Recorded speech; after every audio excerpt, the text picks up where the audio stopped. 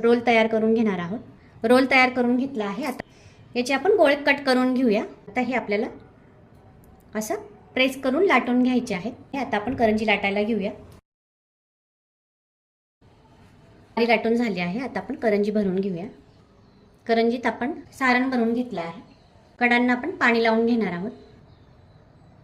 किंवा साचा असेल तर तुम्ही अशा प्रकारे साच्यामध्ये सुद्धा बनवून घेऊ शकतात। अशाच आपण सगळ्या करंज्या तयार करून घेऊया। अशा प्रकारे आपण करंज्या लाटून घेतलेल्या आहेत। तेल गरम झालं आहे। करंज्या आपण तळून घेऊया। तेल आधी व्यवस्थित गरम करायचं आहे आणि मगच करंजी टाकायची आहे।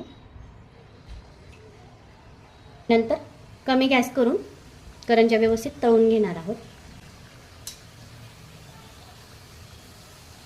अशाच आपण सगळ्या करंज्या तळून घेणार आहोत। ओल्या नारळाच्या करंज्या तळून घेतलेल्या आहेत।